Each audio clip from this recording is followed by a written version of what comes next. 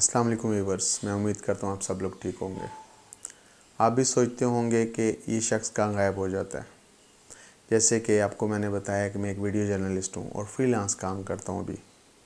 तो इस वजह से जब भी कोई काम मिलता है तो थोड़ा सा आपसे दूर हो जाता हूँ, लेकिन जैसे ही काम ख़त्म होता है तो फिर आपके लोगों के पास आ जाता हूँ। आज आपके लिए एक टॉपिक लेकर आया हूँ। जैसे कि आपको पता है कि हमारे मुल्क में पिछले 3-4 माह से जो हालात बिगड़ रहे हैं और उसको कोई भी ठीक करने की कोशिश नहीं कर रहा। ख़ास तौर पे मैं ये अपने जो करप्ट सियासतदान हैं उनके ऊपर बात कर रहा हूँ, और हमारे जो ब्यूरोक्रेसी है मैं उसके ऊपर बात कर रहा हूँ। हमारी जो मुअज़्ज़ज़ अदालतें हैं मैं उसके ऊपर बात कर रहा हूँ। मैं मुअज़्ज़ज़ जो हमारे फोर्सेस हैं मैं उनके ऊपर बात कर रहा हूँ। और मैं सिर्फ एक फ़ौज की बात नहीं कर रहा, मैं फोर्सेस की बात कर रहा हूँ। तो हम लोग, मुझे नहीं समझ आ रही कि क्यों खामोश हैं, और ये लोग मुट्ठी भर जो लोग हैं इन्होंने हमारे मुल्क को तबाह बर्बाद कर दिया। और मेरे ख्याल में इसके कसूरवार हम सब लोग हैं और हमारे जितने भी इदारे हैं सब। क्योंकि अगर हमारे मुल्क में एक कानून नाम की चीज़ होती और हर किसी को एक जैसी सज़ा मिलती तो मेरे ख्याल में इनकी जुर्रत ना होती हमारे मुल्क के साथ ये हरकत करते। जो हम आवाम हैं जो सोए हुए हैं, मेरे ख्याल में हमारे जागने का वक्त आ गया है। जो हमारे सियासतदान और जो हमारे अदारे ये कर रहे हैं, मेरे ख्याल में अब इनको होश के नाखून ले लेने चाहिए और हमें जाग जाना चाहिए। अगर हम नहीं जागेंगे, मुल्क को तो उन्होंने बेच दिया और बेचेंगे भी, अब ये हम लोगों को भी बेचेंगे। तो हम लोगों को बेचने से पहले मेरे ख्याल में अब हमें इनका घेराव करना चाहिए। जिस तरीके से ये पैसे की मंडियाँ लगा रहे हैं, ये पैसा अगर ये आवाम के ऊपर ख़र्च करते तो आज जो हमारे मुल्क के अंदर एक महंगाई का जो तूफ़ान है वो ना होता। और ये हकीकत है कि पिछले 70-75 सालों से ये सियासतदान, ये हमारा ब्यूरोक्रेट तबका और हमारे सरकारी अफीसर ये मिलकर इनके साथ तब ये लूटते हैं, अदरवाइज़ नहीं। अगर ये मिले ना होते तो इनकी जुर्रत नहीं थी कि ये हमारे मुल्क को लूटते। तो मेरे ख्याल में अब हमें इनके घरों का घेराव करना है हमने, ना कि हमने कुछ सरकारी बिल्डिंग्स की तरफ जाना है। मेरे ख्याल में अब इनके घरों की तरफ हमें जाना चाहिए और इनको हमें इबरत का निशान बनाना चाहिए। जो हमारे मुल्क की, जो हमारे टैक्स के जो पैसा इन्होंने लूटा है, इनको पकड़ के इनके गले से निकालना चाहिए और इसके बाद इनको किक आउट करना चाहिए जब तक हमारी ज़र हमें वापस नहीं करते। और उसके बाद इस मुल्क में इन लोगों को छोड़ा ना जाए।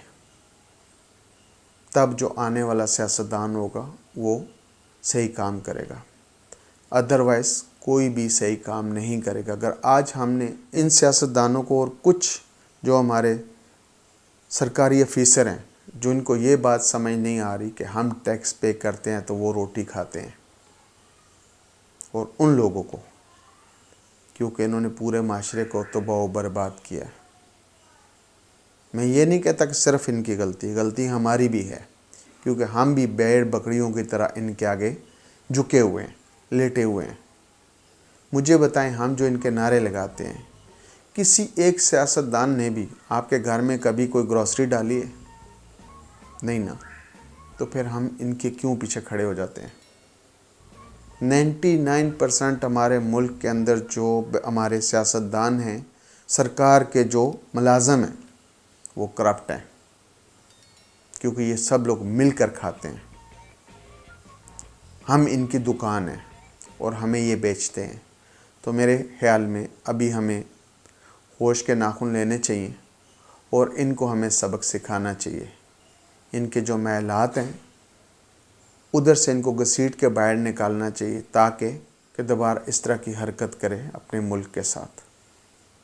इन लोगों ने ड्रामा बनाया हुआ है, अरबों रुपए, इनका मुंह भी नहीं दुखता, और यहाँ पे लोग ख़ुदकुशियाँ करने पे मजबूर हैं, भूखे सो रहे हैं, और इन लोगों के अंदर गैरत नाम की चीज़ ही नहीं है।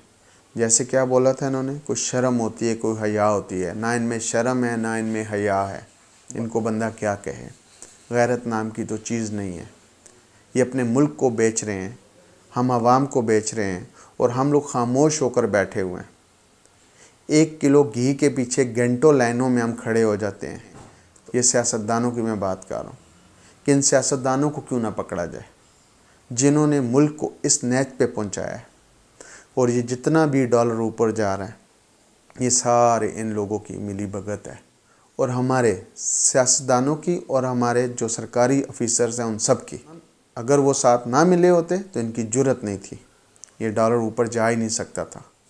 हमारा पड़ोसी मुल्क है अफगानिस्तान, जिसके पास कुछ भी नहीं है, वहाँ पे ये हालात नहीं है जो हालात इधर बना दिए इन लोगों ने। और ये इन लोगों के पास ऐसी कौन सी गिदड़ सिंगी है कि ये 5 साल के लिए आते हैं और अरबोपति हो जाते हैं, और जब आते तो इनके पाँव में जूते भी नहीं होते। इनको बात करने की तमीज़ नहीं होती। मैट्रिक फेल लोग बैठे हुए हैं यहाँ पे।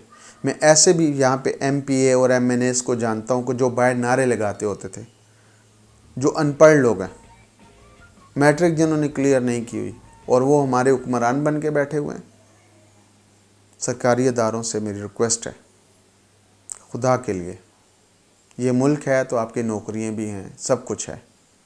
इनके साथ मिल के जो कर लिया वो सारा वापस करें।